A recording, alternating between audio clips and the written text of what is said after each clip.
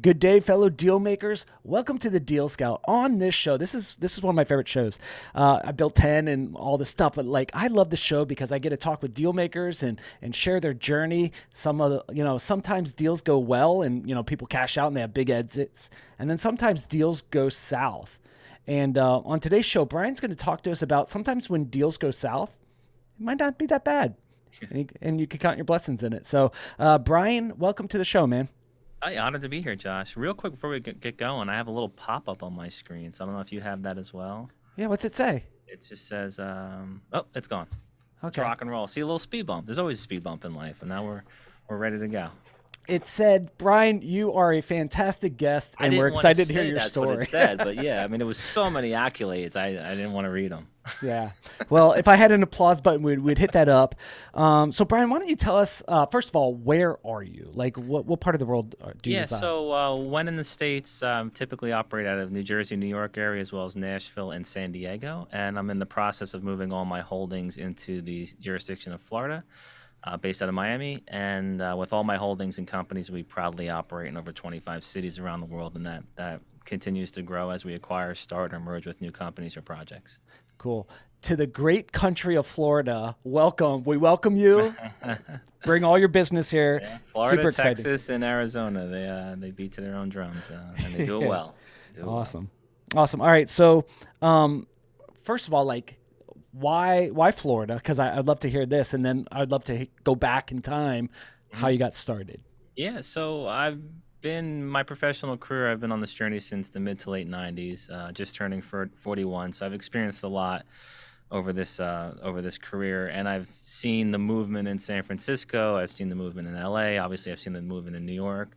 I went to meetings in 2012 in Nashville, and I didn't leave for 4 years. There was an amazing movement that's still going on there, as well as Austin. So I've seen these amazing opportunities and energy and successes and journeys in these cities.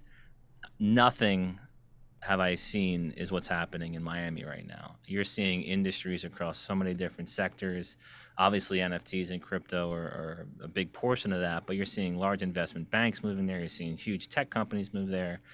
So what's happening in Miami is across the board, many different industries, many seasoned entrepreneurs, CEOs, and corporate leaders that are moving there. So I need to be there because that's where everybody is that I work with for the most part. And I'm finding myself in and out of the city more frequently than not, and that's where everybody's conducting businesses and doing deals. And it's not a bad place to be. Plus, we have a very big F&B and hotel flags, and very heavily involved in the hospitality space. So we have great projects underway in the city of Miami as well. Awesome. Awesome. All right. So before we go into like the origin story of how you got started, because you're 41 years old, right? So your LinkedIn shows that you are 137. It took me like 10 minutes to Feel go it. through to go through all the like founders, investor, founder, investor, holding this and that, right? You've lived a wonderful life of deal making. But before we go into that, Yeah. right behind you, you have the dude on a Oh yeah, skateboard. It the looks Big like. Lebowski. Yeah. Absolutely. So talk to us now. You might have to paint a picture because some people are just listening into Yeah. a podcast, but paint a picture for some of the memorabilia behind you and why it's important to you. Oh, well, this is a great studio known as a shared universe. So we partner and work with them and do a lot of our productions out of their studios. And we're looking to put these inside of the hotels that we're developing as well, the EV Hotel. So the owner, Ming Cheng, very heavily involved in a lot of these movies and amazing opportunities, big collector, and a great space to do these interviews out of. Awesome. That's a great idea. Putting some of this stuff in hotels. Right? All You right. got to fill the hotel and you got to give them experiences not to leave the hotel. And while they're recording, they want to order some food and beverage. So everything's moving. It's the way to Yeah. keep people happy. I like it. All right. So talk to us about your deal making journey. Like where did it get started? You're 41 years old. Take us back to your first deal. Yeah. Well, it's always been my own deal. So my brain is always thinking about creating opportunities. Whenever I meet people, I always think these one, two, three, or four people need to get together and we need to do something. So early on in my career, I built the first B2B, B2C e-commerce platform for the beauty industry. I launched over 1,200 brands, some very big household names that you see today in Ulta, Sephora, your supermarket or drugstores. I was their first dealer, their first retailer. I helped them grow their brands. And I always wrongly for the majority of my career for over 15 years, I was stuck in this trap of making other people wealthy. And I was happy with the crumbs I was getting because I thought that was my place. I didn't really properly value myself. I didn't value the connector.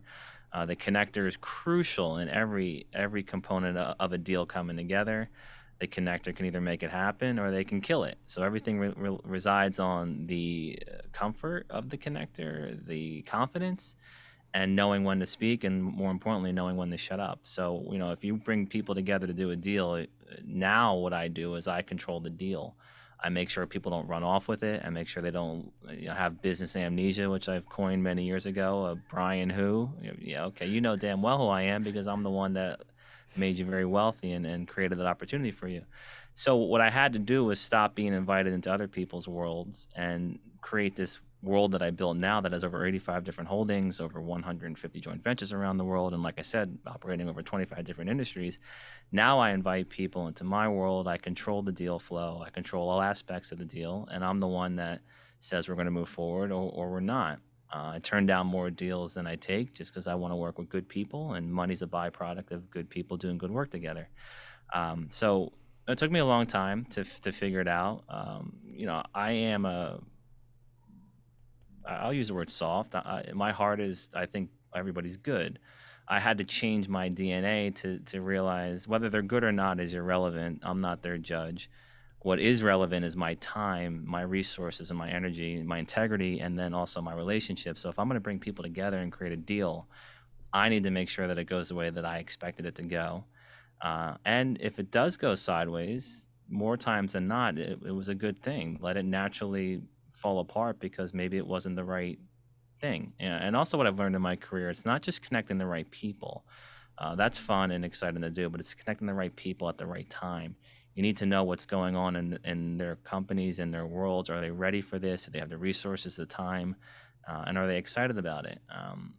That's fun. And then also now, what I pride myself in doing is, fixing problems was a big strength of mine. I was very good at fixing and solving problems for myself and for people because I can just see things a little bit differently. But now, as you get older and you become more experienced and more seasoned, it's avoiding those problems. That's where the real fun and the real saving on your time and resources lies. Yeah. You mentioned a few things, right? So you're really good at fixing problems. Now, there's a lot of problem fixers out there. We call them entrepreneurs, right? They see a problem, they go fix it. What I've seen through interviewing 1,000 people is, for people who are great at fixing problems, if they run out of problems to fix, sometimes they create their own problems. Hmm. Have you experienced that, or what's your take on that? Yeah, yeah, I have experienced that. It's some people just like drama. That's also, you got to avoid those people too, depending upon how deep you are involved with their business or if you're contractually connected to them. I'm allergic now to drama or negative people or anybody that's toxic. Uh, you got to go if you're a friend, a family member, a business partner. If you are creating any negativity in my life, that not just like a random. Obviously, we all face problems, but if you're a consistent drain on happiness, you got to go. And if we can make $1 billion together, I don't care. I'm more concerned about enjoying my day and being able to sleep at night and not being surrounded by toxic people. But yeah, to answer your question, that's common, and I think it's very common because of insecurities. People are always questioning their maneuvers, they're questioning people, they're questioning, are they doing the right thing? And now more than ever, everybody's living in fear. So you had that traditional business environment where it's scary. It's very scary to go out on the limb. It's scary to leave your corporate job, or if you're going to stop teaching, you're going to be an entrepreneur. That alone is a very torturous journey, especially if you don't have the right support system behind you. And now you start implementing the new way of doing business, and things are done virtually, and there's a little bit of a correction going on across many different markets and industries. So now's a tough time to dive in, but it's also, I think, the best time to dive in because now's where you look at what's going on, where's the opportunities, and you can pick up things and assets or create deals at a discount because there's been a little bit of a correction that'll continue. I always get, I don't want to say I laugh, but that people get shocked that there's corrections and that the world is imploding. It's not the first time it's happened. It won't be the last time that it's happened. So it's very humorous the way that I look at it, the way our psychology looks at things and just starts crying doom and gloom when this is what happens. This is part of the journey, and then it'll correct and it'll rebuild, and it'll happen again in 5, 10 years, whatever the cycles look like. And if you think you can take a market from 15,000 to 35,000 and not think that there's going to be a correction in the Dow, well, maybe I want to live in your world of delusional way Yeah. of operating, because that's just crazy. It's crazy not to think that there's got to be some kind of pullback. Yeah. So what we're preparing for, as of the recording, we're recording this in July 2022. So world's getting a little crazy. Interest rates are rising. People are, are we in a recession? Are we not in a recession? We are in a recession. What's going to happen? Is it going to be '08 style? Is it going to be 2000? Is it going to be the '80s? Like, nobody knows the future.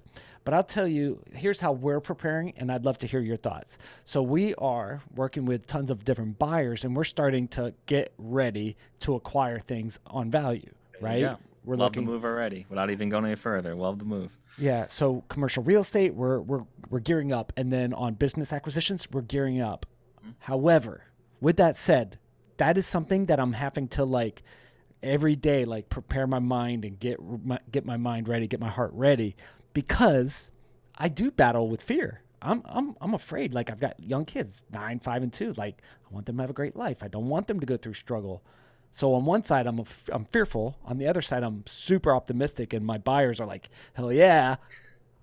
How are you gearing yourself up, or how do you stay positive? I'd love to hear your thoughts, man. Teach me. Yeah, well, and I've been to Vietnam as far as relates to business and getting my ass kicked left and right. So when there's a problem, I'm used to it. I don't I don't look at the markets. I have a great system in place of creating value for my own holdings and companies. I'm trained public markets, create value, boost balance sheets, grow from your positive earnings. And your positive earnings, as long as it's sustainable, that's what your company should be valued at. I'm not the unicorn guy, because unicorns, when they go public, as your experience shows you, the market is not stupid, and they get pulled down and dragged down to a level that is based off of earnings. And then they'll claw back up and they'll be at the IPO price, and then good ones will exceed that. But it takes many years. So watch the Facebooks, the Ubers of the world. Everybody had a correction, and they claw back up to figuring out their company. And where it gets interesting, it claws back up by firing people, right? They always start to look at what is the easiest way to create profits. It's not grow your business; it's to get rid of people, which I think is unfortunate. But that's the easiest way to create some additional margins. And as it relates to your kids, I'm very grateful. I'm not a father yet. I hope to be soon, but I'm grateful for the bruises that I got, because it made me uh, be able to handle life. So I know you mentioned before that you don't want them to have to worry, you don't want them to go things, and I disagree with that. They should go through as much as possible within reason, with your protection and support there. And I speak like this because when I work with startup founders, I'm there to make sure that it doesn't go too far, but I need them to experience pain. I need them to experience that their decisions were wrong, and this is what happens when you make a wrong decision. Because if they're not doing that, I'm not doing them a service being part of the company and helping them grow, and they're not experiencing the practices that they need to become a well-established, seasoned CEO to be able to handle anything. So whether it's a market correction, or they can't get supplies, or there's a huge surge in interest rates, these are things that are out of your control and are going to happen, whether you cry about it, whether you pray about it. Things that are out of your control, you cannot worry about. You cannot focus on, you cannot waste a single minute on. What you need to focus on are what is in your control. What business can you go out and grab? If you're in acquisition mode, what kind of banking partners that you have that you can lock in some lines of credit, some low interest rates to go out and acquire these businesses? And what businesses can you acquire that you can pair up with your other holdings to create more profitability and more opportunities and more deal flow? That's what I do.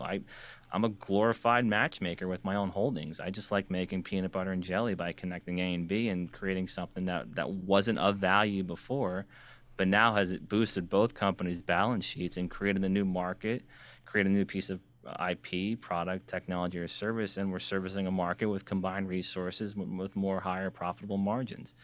So, I'm not doing anything. I'm not curing cancer. I'm just trying to survive and create value and work with good people. But I like your strategy. Now is the time to go out and make those moves You shouldn't be afraid because you're older now. You know what moves to make. You should feel confident in your moves. Me, 10 years ago, I made every wrong move you can think of. But now I can look at something and smell it immediately if it makes sense or not. And you got to move quick. Because if you're in a position to take something down and acquire it, hesitation will kill you. That'll cost you more money than going after and making the deal happen. Yeah. So you talk about deals going south. Let's peel back the onion. Let's take a look at one, and something that you've learned. Love to look at a deal gone wild with you. Yeah, without naming names, I mean, there's hundreds of them. The, the the best deals that go south are the ones where the person saying that they have something and they don't is absolutely hysterical. I don't know if you've found yourself in this position, but you'll be solicited a deal, or in my case, it's usually my banker or accounting firm or a compliance firm that will connect me with one of their other clients because they know how I work and they need a silver bullet, for lack of a better word, that helps save something. And then Yeah. you start, like you said, peeling back the onion. And I'm talking with somebody that's handling a Bible, telling me they own the property, they own the airplane, they own the rights to something. And I'd rather they just would have told me they didn't, because I still would have worked with them and figured it out. But I got to spend 30, 60 days to come to a conclusion that they don't own the rights to anything. They don't actually have any assets. And we've been wasting all this time and energy and legal documents, and then they just, I don't know, like deer in the headlights, looking at me like I'm something wrong with me. I'm like, I can't buy air from you. You don't own anything. There's nothing we can leverage. There's no value here. Why did you lie? Why did you Yeah. make up something and continue to lie about it? And that's amazing. Like, I'll just step back and look at it like a movie. Like, what the hell did I just go through? Which is why I don't believe even my bankers anymore or my accountants. If they tell me something, I don't take that on face value anymore. I got to go and do even more due diligence to see if there is really an asset there. There is really something unencumbered that we can potentially make a move on and create some value. But most of the deals that go south or sideways are typically ones where the people are lying.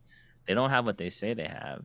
And I don't want to knock brokers, because there are some valuable ones, but brokers will kill a deal in a second. It's amazing how a broker of a deal, if they don't get the inflated value that they think that it's worth, they rather get nothing. So they rather kill the deal, which is mind-boggling to me. They rather get 0%, rather than seeing a fair deal go through and then make some money. So, from my experience, a lot of the brokers in these situations will kill a deal because of their own unrealistic valuations on the transaction, greed, and ego. Yeah. They've run experiments, and I forget the name of the experiment, but they'll pretty much say there's two people in a room. Here's $10. If you both have to agree to it, right?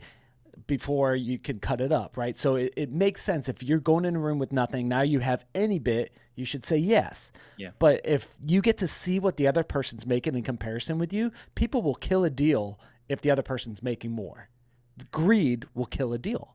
100%. Or a broker will use you to go out and work another deal and and then you start chasing your bid or value, which is crazy. That's why I always love to be principal to principal now. So that's where you can just guns on the table, and what do we want to accomplish here? We want to create value. We want to Yeah. unlock dormant assets. What is the play here, and how does everybody benefit? Not just the principals and the deal maker, but all the other stakeholders. If it's a public company, the shareholders, who involved is going to win in this deal, and you have to leave the table where everybody has some sort of win under the belt, and a fair deal.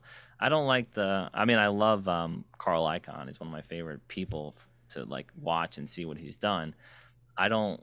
I like the strategy of that, but that's not my style. My style is fair deals, good business, sustainable long-term growth, because you never know who's going to be in a room 10 years from now that you did wrong in a deal that is now going to determine your next chapter of your life or the future of your business. So, and I can't be in every room at the same time, so I always need someone in that room. I don't want to say praising me, but saying, "Oh, Brian Esposito is a good guy. He's someone you should do business with." I need that to always happen. I need to have some person in a room saying my name. And it's interesting, the more that you grow and the more deals that you do, and the reach that I have.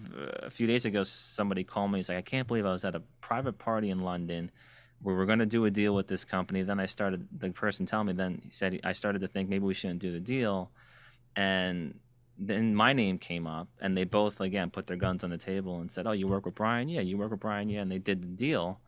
But that was amazing to me when they both called me, and there's no reason for these people to be in that room. I think there was 20 people in the room. They're not in the same industry. They're not in the same businesses. I didn't even know they were going to be in the same room together. And it looked like it was an orchestrated move, but my name just happened to come up. And that happens very, very frequently now. And it's cool.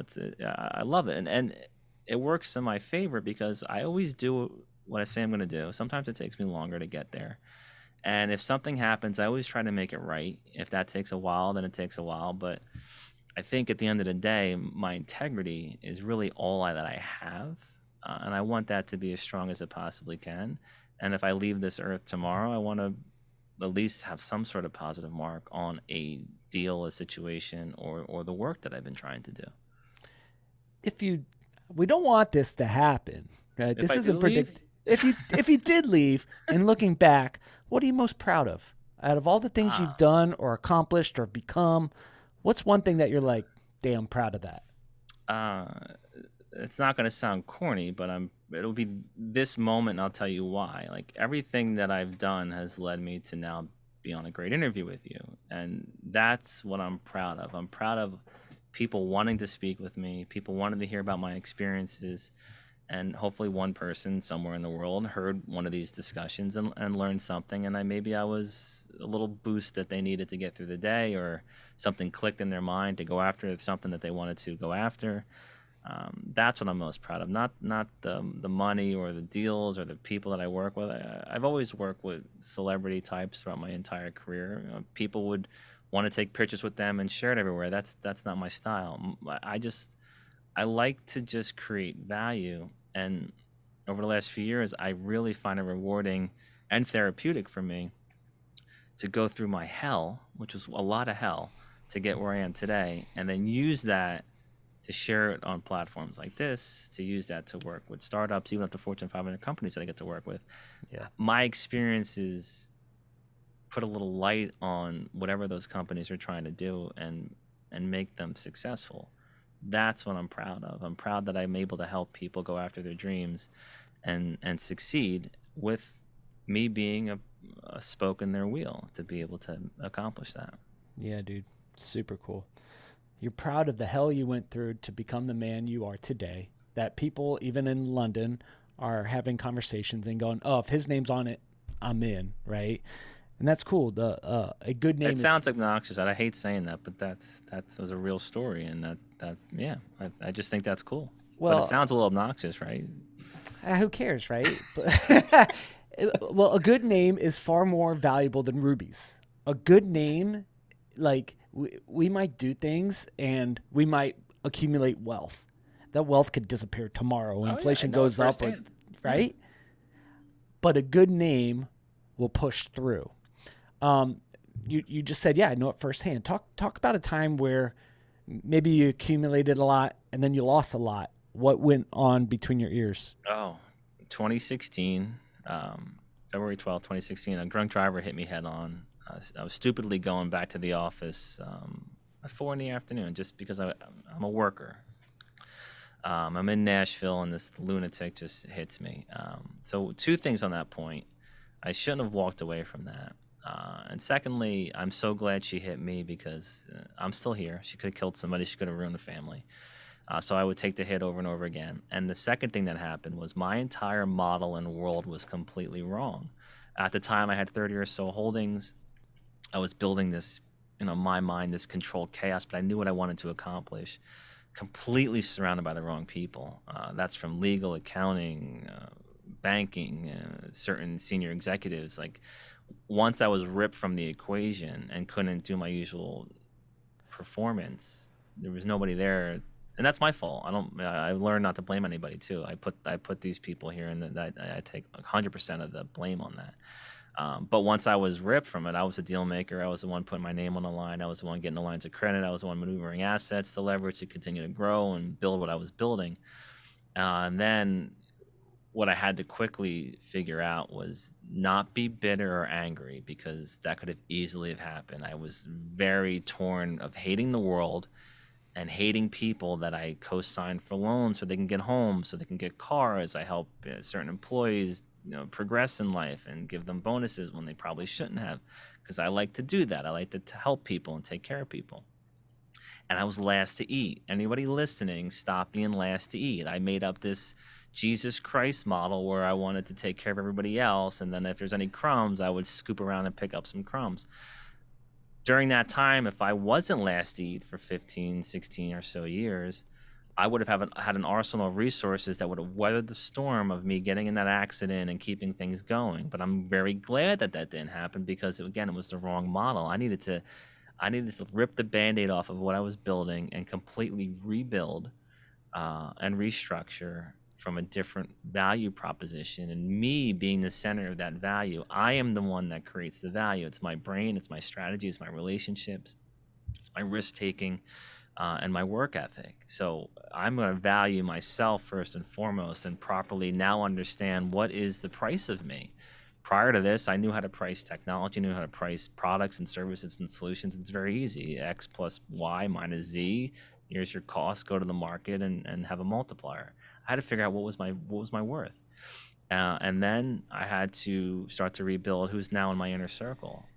And that was, probably some people, it sucked for them, but I don't care. You were not doing me any service. You were a drain on me. You were using me. You took advantage of me. And the minute that this money train had no money in it, you were nowhere to be found. Nobody was in the trenches with me when I had to rebuild. That was with me for years, decades. It's very disheartening.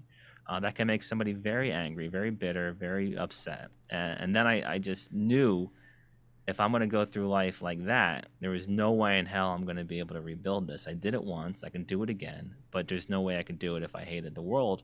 My energy and my personality is, I like people, I like working with people, I like creating opportunities. So if I cut that energy off and I'm very standoffish and start to throw out this vibe where they could tell that it's closed off, then there's no way I can come back.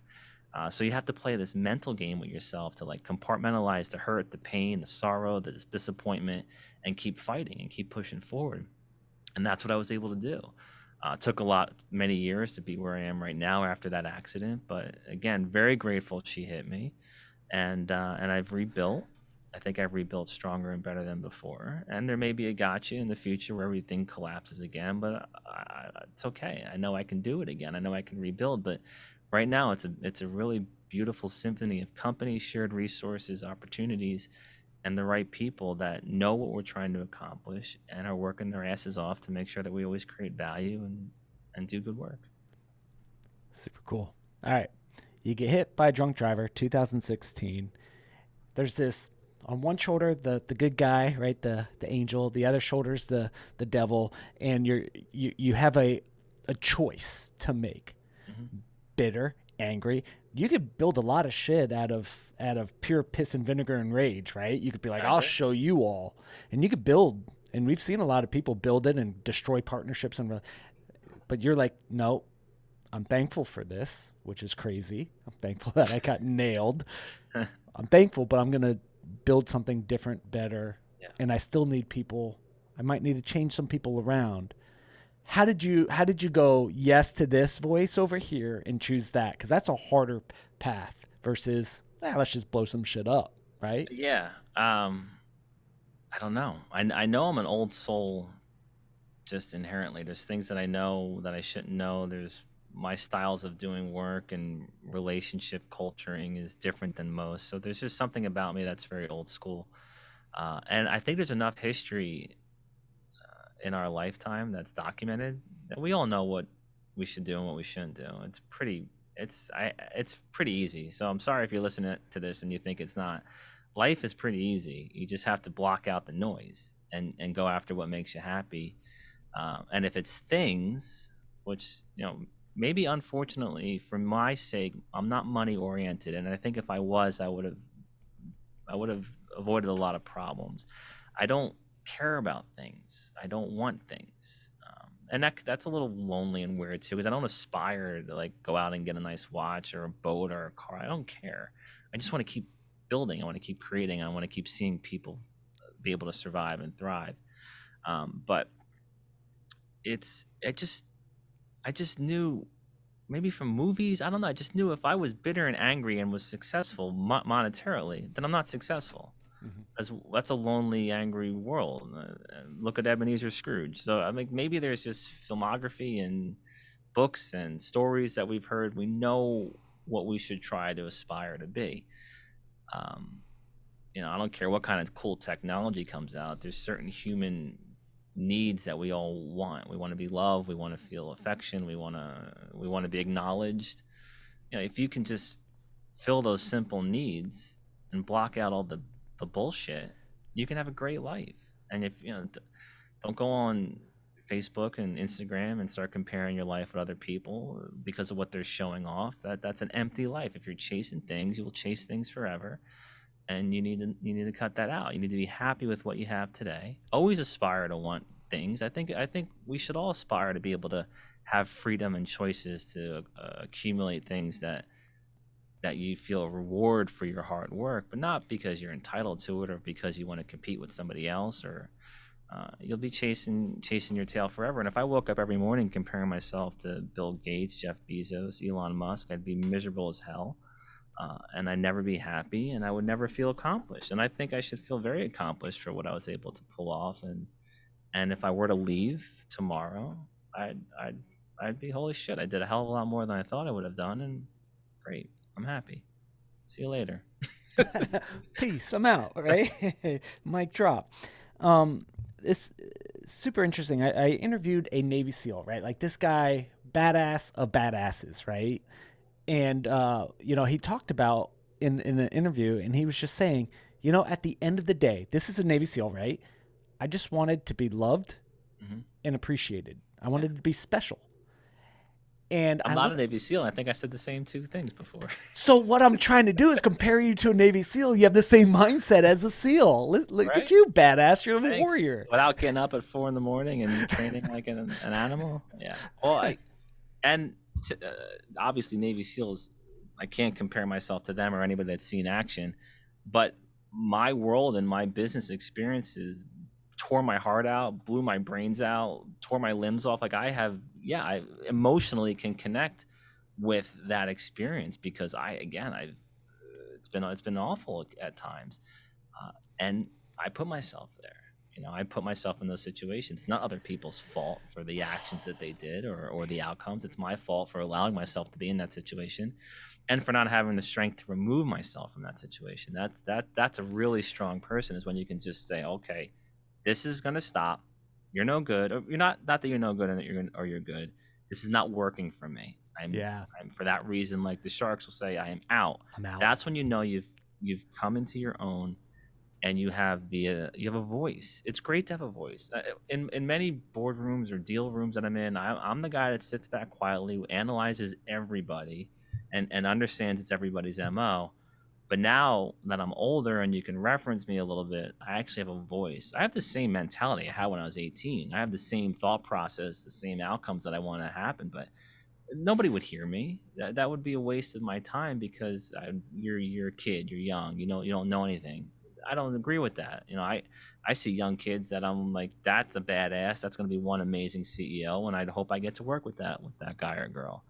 But now that I've grown up a little bit more and I have age behind me, you start to have a voice, and that's where life gets very interesting, when people will listen to you finish a sentence, and whether they believe what you're saying or not is irrelevant. They're actually giving you the floor to speak, and I'm grateful for being able to experience that now, because it's been a difficult journey in that aspect, where I actually felt like I had a voice in a room.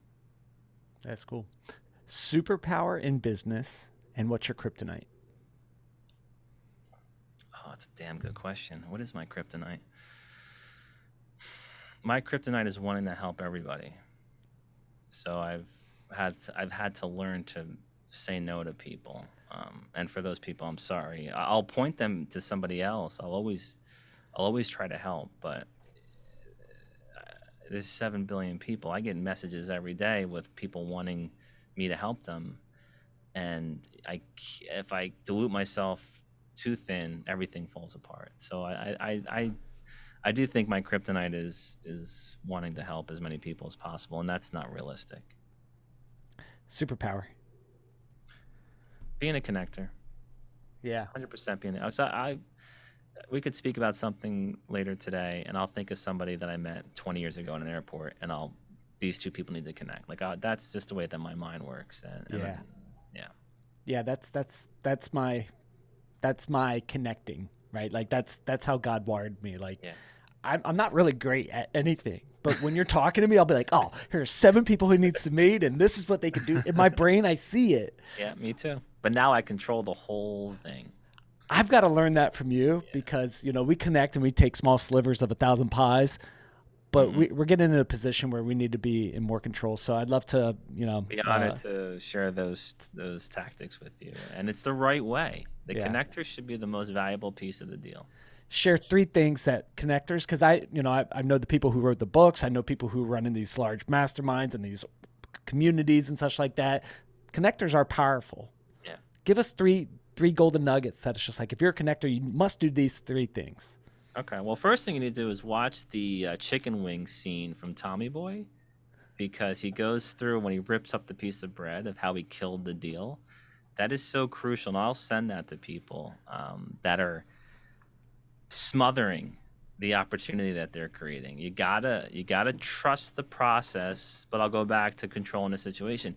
There's no way you can trust the process unless you're controlling the process. So first and foremost, the 2 or more parties that you're bringing together have to understand that you are part of the deal. And what my earlier tricks was, okay, well, I'm going to be an advisor to both companies. Then they can't write me out of the deal. So that was one of my earlier repurposing. Who am I? How do I create value? I will gladly connect people.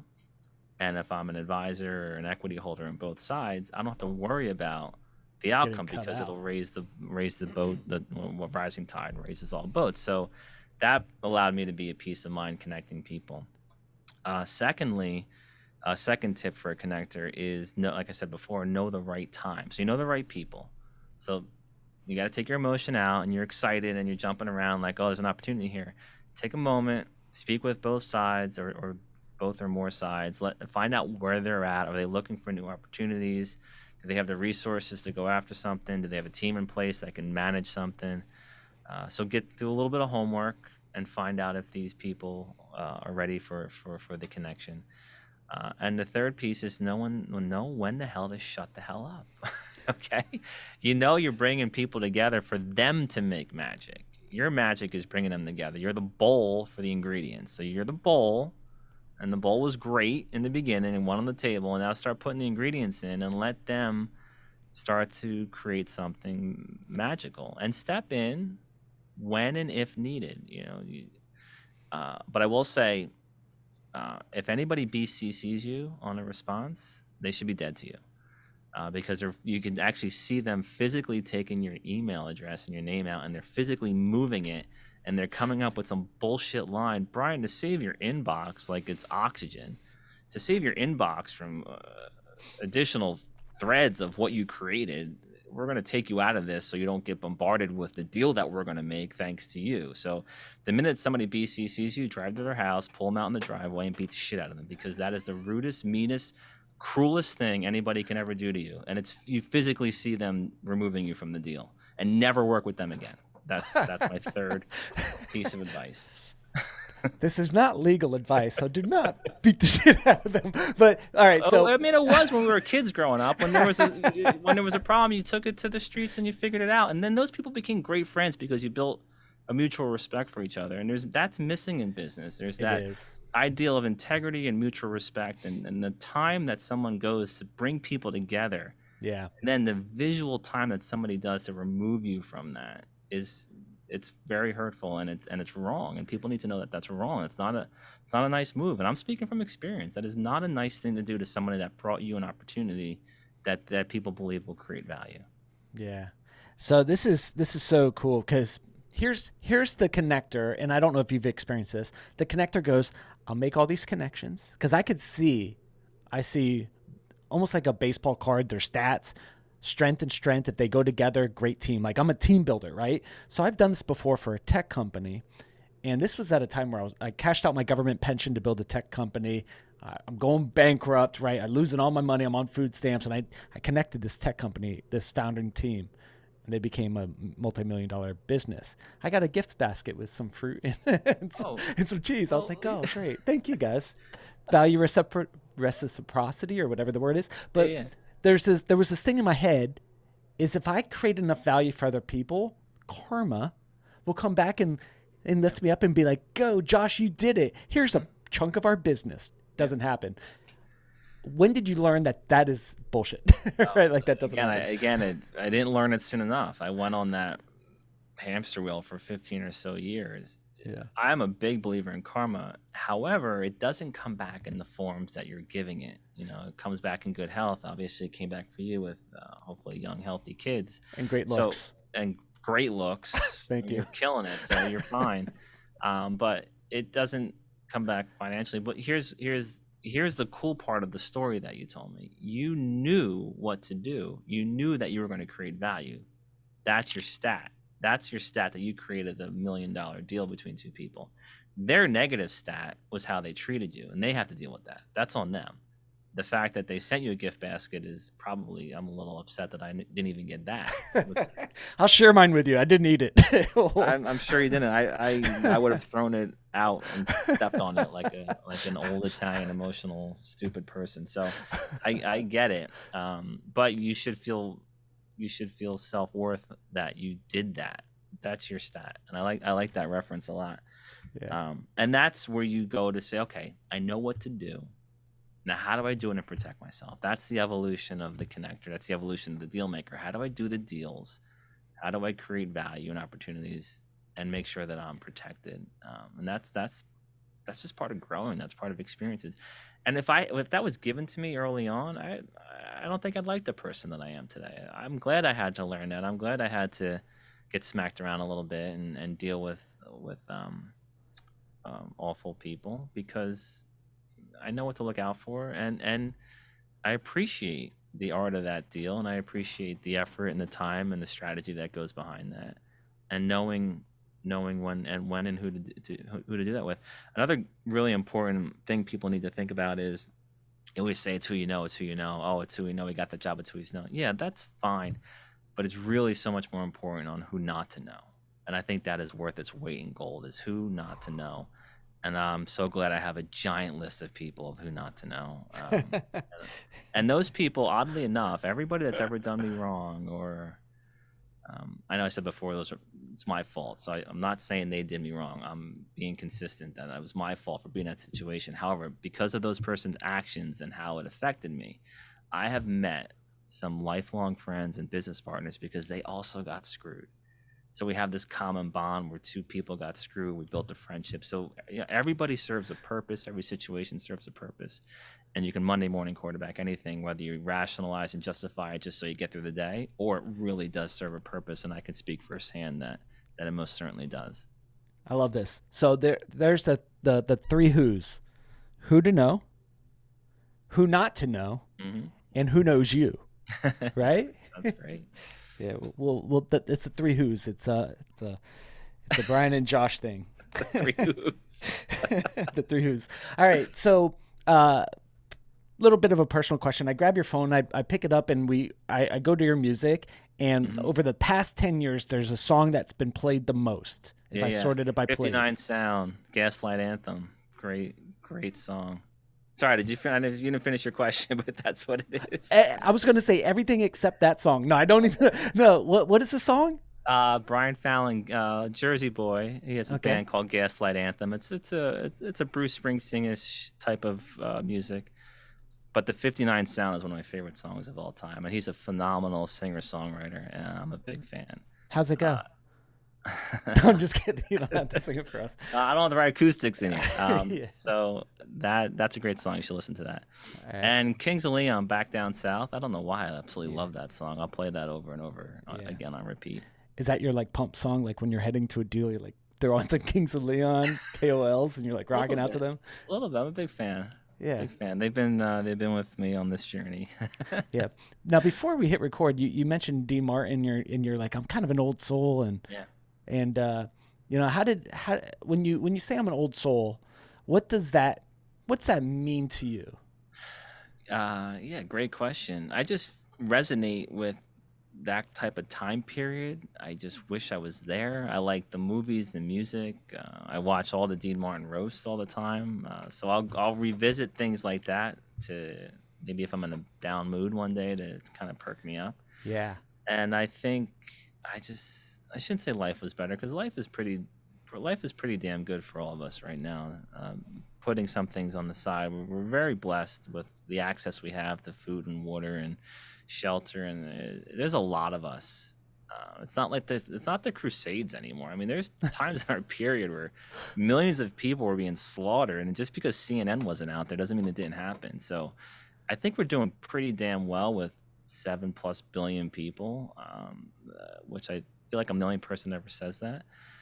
But I do feel like that period, the Dean Martin type period, is where if there are old souls, I feel like I was really in my prime then, and I really just love that era. Yeah. And I love the way people dressed up to go to a movie. Like, there's just certain things that I think we're missing a little sense of pride in our day to day activities. And I think how you present yourself to the world is A, you're feeling good about yourself, and B, you'll invite other people to want to know what you're about, and that's how you create opportunities. And that's just how I try to live my life. Yeah. They had style back then, right? They had swag. They had swag, right? Like the hats. Like I love flat caps. I've got a hat rack over here, but I love flat caps. And maybe it was from my grandpa wearing them or whatever. But I Yeah, love yeah, yeah. flat caps and fedoras and such like Absolutely. that. What's your favorite article of clothing? That'll be a sports jacket or a blazer. I was a vest guy forever. I used to throw a vest. I still throw vests on, but You spend time in Colorado because Colorado VCs they always wear their or Silicon Valley. suspenders. No, Uh, the vest. They it's the I know. I VC, young just people. always threw a vest on, even in high school. Like, I just always thought I looked cool in a vest. I don't know. I like a vest and a pocket watch. That was like something I Yeah, thought was cool as shit. Yeah, I always throw a sports coat on or a blazer, but I'll wear a t-shirt under, and I'm not wearing a tie or dress pants anymore. Those days are over. yeah. What deal are you working on now, or heading towards that you're super excited about? There's, again, not to sound obnoxious, but there's probably over 100 in the pipeline. We have a amazing hotel flag known as EV Hotels. Ken Patel, the CEO and chairman. Um, we created the first world's crypto NFT hotel. The first flagship will open up in Phoenix. We're bringing a crypto trading floor, much like the New York Stock Exchange, into the hotel environment. We're removing the ballroom and creating a more profitable use of that space, and bringing what I believe is missing in the crypto world is something for the generational wealth to see and say, oh, that's no different than buying stock. That's no different than buying a bond, or no different than buying any type of asset or commodity. So we think that physical floor with a CNBC or a Bloomberg style media component will help bring in most of the wealth that's sitting on the sidelines that don't understand it or don't believe it. We have a amazing NFT project known as Bapes Clan. We became one of the world's fastest, largest growing NFT projects in the world. We've had two very successful drops. Our last one on last Monday sold out in over 30 seconds. And it's old soul business practices that I always do is find a need, fill a need, create a great story, show that there's real value and utility behind it, and make sure it's profitable. Like, if you're going to go into business, especially that you deal in the public market or SPACs, you can't go into business and not think profitability. You have to be able to make money, sell something, do a service, but it's got to be profitable. After your taxed earnings, you need to be able to keep doing it. Simple as that. So if you can't be profitable or generate revenue in a business, don't go in business. Don't get caught in this valuation trap. Raise money, run out of money. Raise money, run out of money. And maybe one day, maybe you make it and you own 1% of your company and you had an IPO and you still got to go back to work. So be very, very careful with with what you're trying to accomplish as an entrepreneur, and treat your equity like oxygen. Don't give your lawyer a stupid amount. Don't give your uncle a stupid amount. Don't give your best friend from high school a stupid amount. It's your idea. It's your brain. You're taking the risk. Don't give anybody anything unless they earn it or can continue to earn it and perform and support you. Yeah. How do you know you're winning, right? So 10 years, 20 years, you're 41. So let's just say 40 years from now, you and I are sitting listening to a record, some Dean Martin, Frank Sinatra, some Gaslight maybe some old, anthem. yeah, Gaslight Anthem, right? And we're sitting there and you're drinking your bourbon and I'm drinking a tequila on ice. But we're Nice. sitting on a rocking chair and we look back and we go, damn it, Brian, we did it. How do we know we've made it? Well, we're still alive, so we should be happy. Yeah. If we're breathing and there's something in our glass, we made it. We're good. Um, See, my definition of success is a little different than most. Like, I would suggest we made it if we went through life not hurting anybody. And if we did everything we possibly could to try to rectify it. So if we can both sit back and say, hey, listen, we did the best we could. We created great opportunities for not only for ourselves, but for other people. And we're able to sit back and sip a delicious liquor and talk about some of our older days and laugh about some great moments, then we made it. But if either of us go home that night and we're alone, or we're angry or bitter, I think if we're alone, it would be the hardest, and we didn't make it. We want to be able to go through this life, be surrounded by loved ones, people that admire or respect us or appreciative of us. So I would say we would know we made it after we went home and see what was happening in the household. Yeah. Now, if I'm hanging out at a beauty salon or something, and your mom's talking, and I was like, "Oh, Brian, I know your son Brian, or maybe your aunt or something like that," and I go, "Tell me, what does Brian do?" Does your mom know even what you do, or No, aunt, or? I don't even know what I do. So I stopped answering that question a long time ago. No. Yeah, it's awesome. Um, for people out there who want to connect with you, explore some of the deals you're working on, or maybe have you take a look at one of their deals, what's a good place for someone to connect with you? Yeah, well, the corporate site's eie.rocks, so eie.rocks. On LinkedIn and Twitter, Brian J. Esposito. I get back to everybody, so don't be shy. Send me a note, send me a message. I'll review anything that you possibly want to send. Um, just don't be aggressive, just that's all I can say. Don't watch the Tommy Boy scene with the chicken wings. Yeah. And if I can't help you, I always will point you to somebody that I think could be a big asset or help you accomplish what you're trying to accomplish. All right. So you mentioned Tommy Boy. I was gonna wrap it up there, but we gotta. I love Tommy Boy. It's such a great message about sales. What's another movie that you've watched and that you've pulled a piece of wisdom, a business or life wisdom from that many people may have missed? Oh, Godfather. You gotta watch Godfather if you want to learn anything about So good. life. Not because I'm Italian. It's just every life lesson you can think of is in that movie. And what are some? I'm a big movie buff. I'm trying to think. Uh, I guess Glengarry. Yeah, Can always walk ABC. away. You can always walk away with something fun there. And just for kicks, watch Alec Baldwin do a spoof on that on SNL when he's in the elf shop. It's hysterical. Coffees for closer kind of thing. Always be cobbling instead of closing. It's great. It's one of the best scenes he's ever done on SNL. Yeah. Um, what's another? I'm gonna reflect on this and message you because I'm always watching some movie and thinking that was good. I got to apply that to my life. Yeah. But I think Godfather stands out first and foremost as family values, respect, and creating business. I mean, outside of killing people and all of that stuff, but Yeah. there's a lot of really good life lessons there. I'm sorry, my favorite movie of all time is The Devil's Advocate. That So good. Al Pacino. Oh yeah, And but the yeah. best part about that movie sucks. This is the best part about that movie, what sucks is the last scene. And if you haven't seen it, I'm gonna give it away because if you haven't seen it by now, it's like 30 years old. You have Keanu Reeves, lawyer, famous case, then somehow is working with the devil throughout this whole situation, this whole case, and doing everything he possibly can to stay good, And, he sees what'll happen if he goes towards the devil's, pull. And he's like, he did it. He got through the court scene. He was admirable. He pushed away defending a guilty person, and he just did something no other lawyer ever did.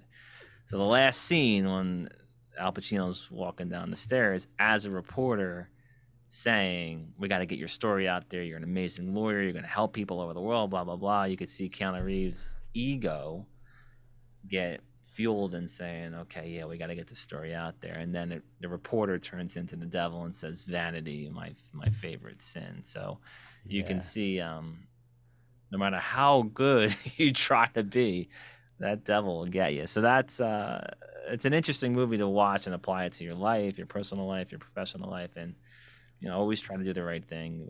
But if you believe in good and evil, it seems like evil always has a fine way of getting you at the end. Yeah. So I gotta dig into this a little bit. Do you have a few more minutes? I think this is important message. Let's do it. If it's important, we gotta do it. All right. This thing on ego, right? I'm a guy who had a massive ego, and I built some cool stuff, but I've also had some massive failures. I've been bankrupt. I've been on food stamps. I've been in venture capital one day, and then I'm back of a moving truck the next day. So ego has been something that I've constantly had to like drown and starve. And what's something that you do to help keep ego into check and into, or even when working with founders, right? We had an IPO, we're billionaires, whatever. All right, guys, humble, humility, humble swag. Yeah, humble swag. Well, first and foremost, congratulations, because I'm getting zero sense of any ego from you. So thanks, dude. Way to work on yourself through. I starved that ego. He's such an ego monster, cookie monster, man. I'm telling you. Whatever it takes. I think ego and greed are the kiss of death. Yeah. So you have to ask other people, because I don't think I ever had an ego or or an arrogance about me. And if I do to anybody, I'm sorry. It's just not how I think I portray myself.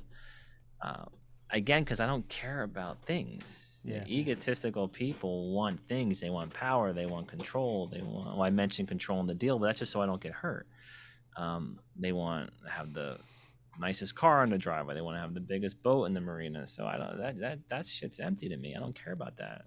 Therefore, I don't think I have an ego. I have a sense of pride that I want to do good. I want to do good work. I want to succeed in the time that I'm spending on something to bear some kind of fruit for everybody involved. But that's more of a question for other people, because I could be completely in denial. But I don't think I've ever had to push ego down. There were times where I had to bring it out of me just to take control of a room. So that's been more of a difficult thing, is pulling that ego or arrogance out to just knock other people around a little bit and get them back in line. So I could be wrong, but I could be completely delusional, but I don't think I've ever had to deal with that. Word.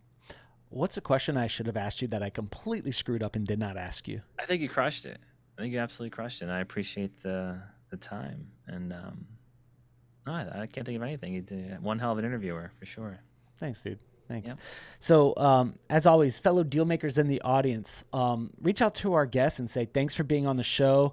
If what they're saying resonates with you, their contact information will be in the show notes. Connect with them directly and say, hey, heard you on the Deal Scout, want to do a deal with you, want to chat with you, and connect with them. That's the mission and purpose of this show. Now, if you are working on something and you want to talk about it here on the Deal Scout, head on over to thedealscout.com, fill out a quick form, maybe get you on the show next. Till then, talk with you. I do this 1,000 times. Talk with you all on the next episode. See you guys.